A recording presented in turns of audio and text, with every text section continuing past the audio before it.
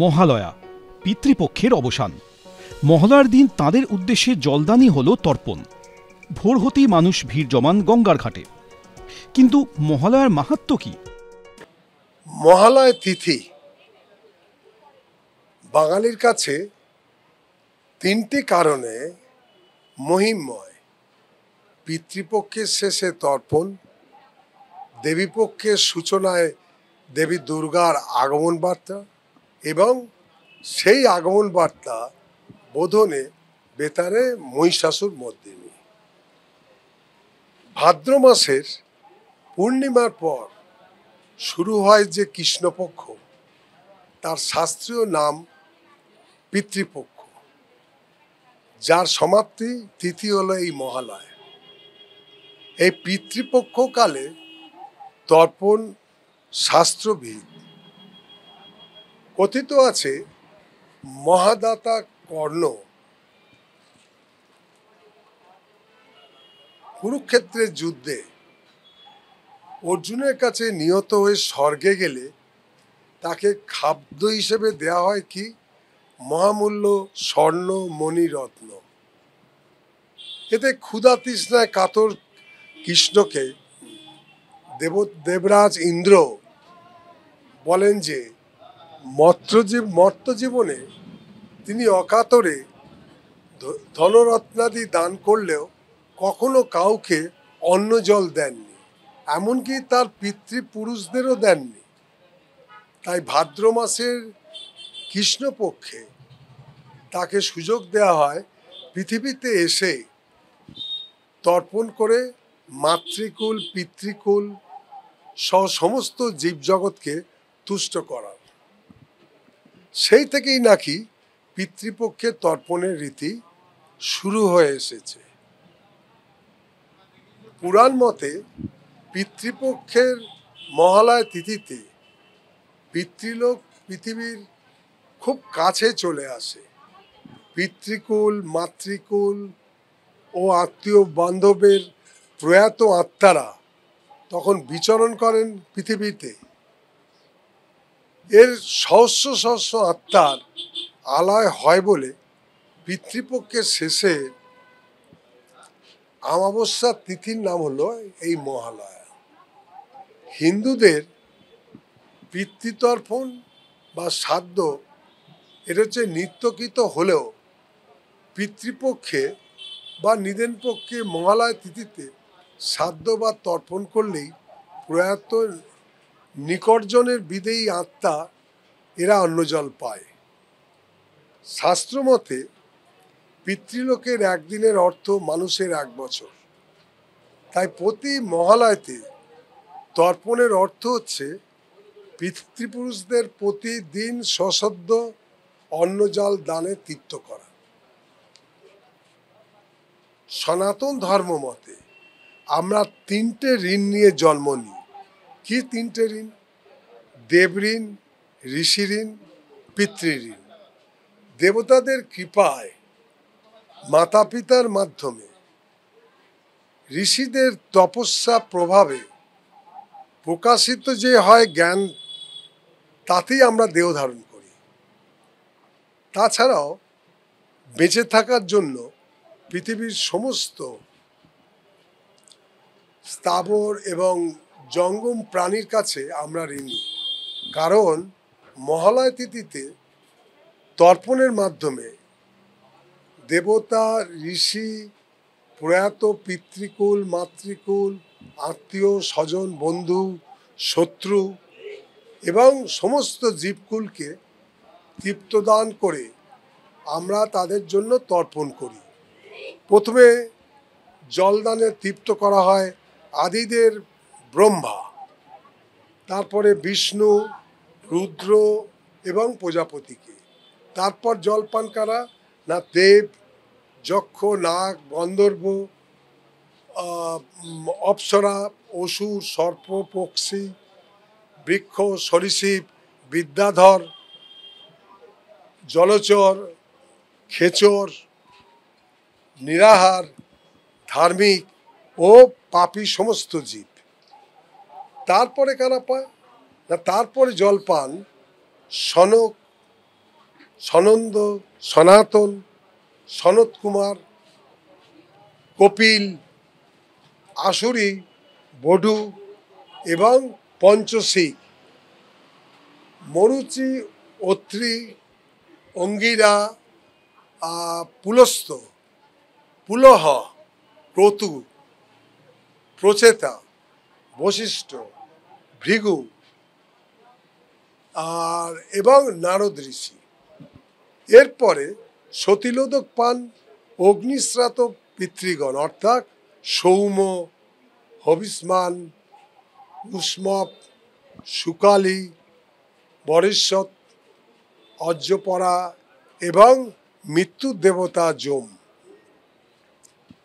তারপরে পিতৃকুল, মাতৃকুলের প্রয়াত পূর্বপুরুষদের গোত্র, সম্বন্ধ আর তাদের নাম উল্লেখ করে আবাহন করে তিন তিন অঞ্জলি সতীলোদক অর্পণ। এই অঞ্জলির পান স্বর্গত পিতা, পিতামহ, প্রপিতামহ, মাতা, মাতামহ, প্রমাতামহ এবং বৃদ্ধ প্রমাতামহ। এরপর পান কারা না প্রয়াত বন্ধু, শত্রু, জন্মান্তরের বন্ধু, জলপ্রার্থী এবং যে কোনো প্রয়াত আত্মা। এরপর রামচন্দ্রের অনুসরণে আমরা এই জলদান করি ব্রহ্মা থেকে শুরু করে ভুবনের সমস্ত দেব, ঋষি, পিতৃ, মানব, অতীতে কোটি কোটি বছর জন্ম নিয়েছিল যারা তাদের। তারপরে লক্ষণের অনুসরণে সশব্দ তৃপ্তিবাড়ি পান কারা ব্রহ্মা থেকে সমস্ত জীব। নিজকুলের অপুত্র প্রয়াতদের উদ্দেশ্যে দেওয়া হয় কি না বস্ত্র নিষ্প্রিয় নোদক। এই যে আমরা দেখবেন যে ইয়েতে এরমভাবে জল চেপে জল দিই এই তর্পণ করার সময়, সেই পিতা ও মাতা স্তোত্রপাঠের মাধ্যম দিয়ে এই তর্পণ অনুষ্ঠানের হয় সমাপ্তি। মহালয়ের আর এক তাৎপর্য আমাদের এই বাঙালিদের কাছে আছে, কারণ তাদের প্রাণের দেবী দুর্গার আগমন বার্তা। পিতৃপক্ষের শেষে দেবীপক্ষের সূচনা। কোথাও কোথাও পিতৃপক্ষের নবমী থেকে দেবী আরাধনা শুরু হয়ে যায়, কোথাও বা হয় দেবীপক্ষের প্রতিপদ অর্থাৎ মহালয়ার পরদিন থেকে। তবে অধিকাংশ বা পুজোর বোধন হয় দেবীপক্ষের ষষ্ঠী থেকে। আর একটা চল ছিল যে প্রতিমা শিল্পীরা প্রায় প্রত্যেকেই প্রতিমার চক্ষুদান করেন, অর্থাৎ 3 নয়ন আঁকেন এই মহালয়ার তিথিতে। মহালয় শব্দের আর এক অর্থ হচ্ছে এই পরমাত্মা রূপিণী জগজ্জননী দুর্গা। এখন এই মহালয়ের তাৎপর্য কি? আমরা তো এত পুরাণ কাহিনী থেকে আরম্ভ করে যা যা আছে আছে এর যে তাৎপর্য হলো যে সনাতন ধর্ম মতে মা, বাবা এবং পূর্বপুরুষরা এরা হচ্ছে আমাদের কাছে সাক্ষাৎ ঈশ্বর। তাদের করুণাতেই জীবশ্রেষ্ঠ নরজন্ম প্রাপ্তি হয়েছে। শাস্ত্রে তাই তাদের নিত্য তর্পণের বিধি আছে। সময়ের ভাবে আমরা অধিকাংশ তা পেরে উঠি না, তাই পিতৃপক্ষের শেষে এই তিথি মহালয়, তাতে আমরা শ্রদ্ধার্ঘ্য দিয়ে তৃপ্ত করি এই তৃপ্ত করি আমাদের পূর্বপুরুষদের এবং দেবীপক্ষের জগন্মাতার আরাধনায়। তারপরে আমরা বাঙালিরা মেতে উঠি। আপনারা লক্ষ্য করে দেখবেন এই হিন্দুদের সমস্ত শুভ কর্ম এ করার আগে আমরা কি করি না পূর্বপুরুষদের উদ্দেশ্যে নান্দি মুখ দিই। মহালয় তাই একই সঙ্গে অতীতের সঙ্গে বর্তমান ও ভবিষ্যৎকে যুক্ত করে তর্পণে ও আগমনীতে। এই মহালয় পূর্ণ তিথিতে আমরা আমাদের এই যে পূর্বপুরুষদের যে জলদান করি এবং এবারও জলদানের মাধ্যমে আমরা তাদেরকে স্মরণ করব, যখন তাদের কাছে আমরা এই আশীর্বাদ চাইব যেন আমরা আমাদের পরমাত্মা পূজ্যপাদ গুরুদেব শ্রী শ্রী হরিপদ চক্রবর্তীর একমাত্র অভীষ্ট যে ছিল যে শেষ পাথরের মন্দির, সেটাকে নিখুঁত করে সম্পন্ন করার। এই মন্দির শুধুমাত্র মন্দির হবে না, দেওয়ালের প্রতি অংশে শিক্ষণীয় হবে কিভাবে না পরবর্তী প্রজন্মার কাছে এক দর্শনীয় উপস্থাপনার মাধ্যমে একটা দ্রষ্টব্য স্থানে পরিণত হবে এই লেক কালীবাড়ি।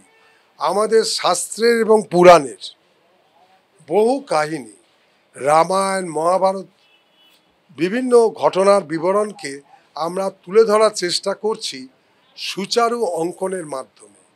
থাকছে রাম, কৃষ্ণ, ৩৩ কোটি দেবতা, থাকছে অকাল বোধন, সঙ্গে রাম রাবণের যুদ্ধ। আর কি থাকছে না পঞ্চদেবতা থেকে শুরু করে নবদুর্গা, আবার চণ্ডীর যুদ্ধ থেকে চামুণ্ডার আবির্ভাব, কৃষ্ণের দুর্গা পুজোর থেকে আমরা অবদূরের ২৪ গুরু, আরও অনেক কিছু আমাদের ভাবনায় আছে। যদিও সব ঘটনাবলী এই চিত্রাকারে করা সম্ভব নয়, তবু বহু শাস্ত্রজ্ঞ, পণ্ডিত এবং চিত্রকরের সম্মিলিত প্রয়াসে এই জাতীয় রচনার উপস্থাপনা করার একটা আমরা দুঃসাহস নিয়েছি এবং তাকে বিশেষ রূপদান করার চেষ্টাও করছি। শুধুমাত্র একটি দুটি স্থানে নয়, নয় করে ৩০-এর অধিক জায়গাতে আমাদের এই জিনিস করা হচ্ছে।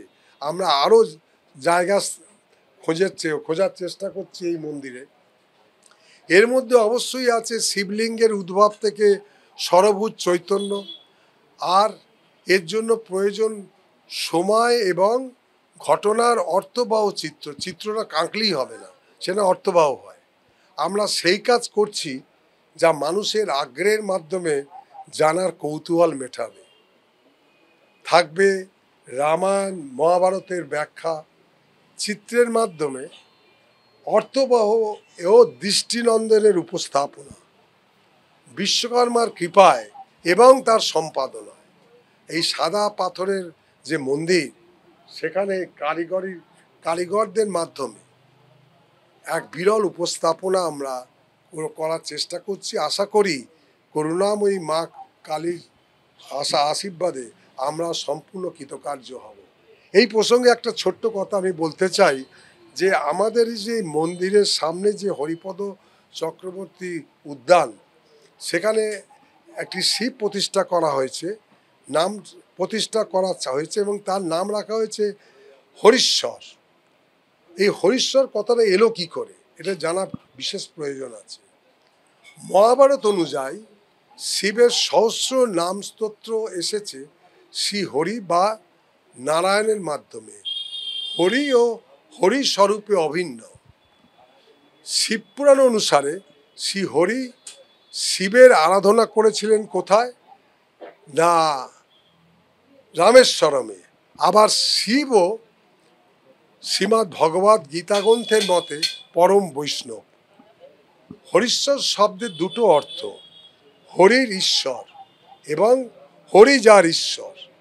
শাস্ত্রমতে অতএব দুটি অর্থই এই নাম শিবের ক্ষেত্রে প্রযোজ্য। লেক কালীবাড়ির সামনে যে আমাদের উদ্যান, সেখানে নর্মদা থেকে আনা যে শিবলিঙ্গ, তাকে আমরা প্রতিষ্ঠা করার পরেতে নাম দেয়া হয়েছে হরিশ্বর। তার মানে হরিশ্বরায় করুণাময় নম শিবায়। এই হচ্ছে আমাদের মহালয়ার তাৎপর্য, মহালয়ার বিবরণ, পৌরাণিক কাহিনী, সঙ্গে সঙ্গে আমরা কি করছি এই মহালয়ার এবং চণ্ডীর বিভিন্ন ঘটনাবলীকে মানে রচনা আকারে তৈরি করার পরেতে এবং চিত্রাকারে করে, এবং তার সাথে সাথে আমাদের হরিশ্বর শিবলিঙ্গ যার প্রতিষ্ঠা আছে হরিপদ চক্রবর্তী উদ্যানে, তার সম্পূর্ণ ব্যাখ্যাই হলো করে শোনালাম। রবিবার মহালয়া। অন্যান্য বছরগুলোর মতো সেদিন তর্পণের আয়োজন হচ্ছে লেক কালীবাড়িতেও। প্রথা মেনেই পালন করা হবে সমস্ত নিয়ম। অরিত্রিক ভট্টাচার্য, এবিপি আনন্দ, কলকাতা।